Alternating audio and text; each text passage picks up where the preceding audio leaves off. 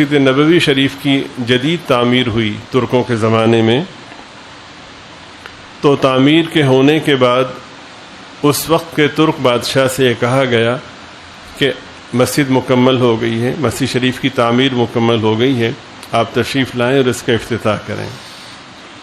تو بادشاہ نے صاف انکار کر دیا کہ میں اس قابل نہیں ہوں، میری حیثیت کیا ہے؟ افتتاح کرنے والا اونچی شان کا مالک سمجھا جاتا ہے، تو میرے لیے اس سے بڑی بربادی کیا ہوگی کہ میں سید الانبیاء صلی اللہ علیہ وسلم کی مسجد کا افتتاح کروں اور معاذ اللہ مجھے بڑا جانا جائے؟ توبہ توبہ، یہ ممکن نہیں ہے۔ تو لوگوں نے کہا کہ حضور اگر ممکن نہیں ہے تو پھر بتا دیں کس کو لے کر جائیں۔ اس لیے کہ سرکار دو عالم صلی اللہ علیہ وسلم کی جو شان رفیع ہے اور جو آپ کی عظمت وقی ہے وہ اتنی مسلم اور اتنی بلند ہے کہ دنیا میں کوئی بھی تقوی اور زہد سے بھرپور اور علم و عمل والا ہو تو وہ اس سطح کو پہنچ ہی نہیں سکتا، وہ اس قابل ہو ہی نہیں سکتا۔ تو پھر بغیر افتتاح کے شروع کر دیں؟ سب خاموش، لوگوں نے منت کی۔ سلطان جو بادشاہ تھے بہت اچھے آدمی تھے، منت سماجت کی، مسلسل انکار کرتے رہے۔ تو جب بادشاہ نے دیکھا کہ یہ لوگ کسی طرح نہیں ٹل رہے تو بادشاہ نے اپنی دل کی کیفیات کا اظہار ان الفاظ سے کیا کہ ایک شرط ہے، میں افتتاح کے لیے تیار ہوں۔ وہ شرط یہ ہے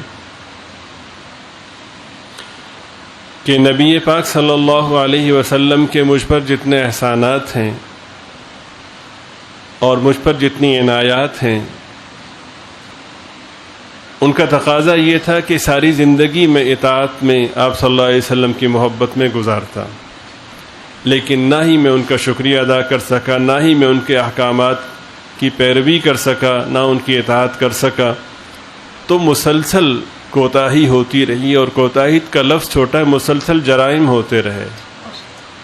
تو ایک مجرم کی کیا حیثیت ہے؟ ہاں، ایک شکل ہو سکتی ہے کہ مجرم کو اس کی اوقات میں رکھا جائے، اس کی صورت یہ ہے کہ میرے ہاتھ اور پاؤں میں بیڑیاں ڈالی جائیں، جیسے ایک مجرم کو بیڑیاں ڈالی جاتی ہیں، تو مجھے پھر ڈال کر کے وہاں لے کر کے جائیں آپ۔ تو بادشاہ کا حکم تھا، تو ان کے ہاتھ اور پاؤں میں بیڑیاں ڈالی گئیں اور بارگاہ اقدس میں انہیں پیش کیا گیا۔ انہوں نے بڑے ادب سے ہاتھ جوڑ کر یہ عرض کیا کہ حضور، ایک مجرم کی طرف سے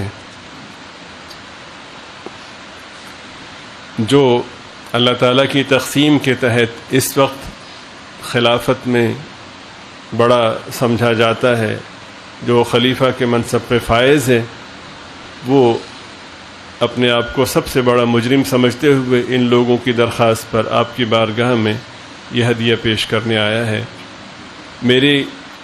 میرے جو جرائم ہیں، میری جو سیاہ کاریاں ہیں، ان سے صرف نظر فرماتے ہوئے شرف قبولیت بخشے۔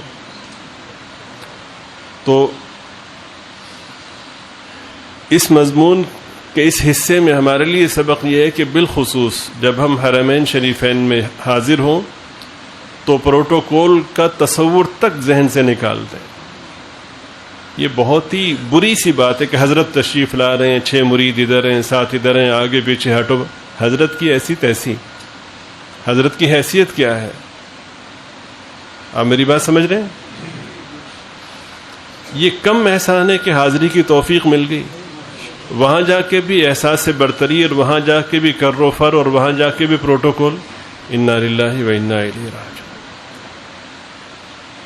از اول تا آخر یہی کیفیت ہو کہ منہ چھپائے پھر رہا ہوں، میری حیثیت نہیں، میرے گناہوں سے اگر اللہ نے پردہ ہٹا دیا تو کوئی مجھے دیکھنا گوارا نہ کرے۔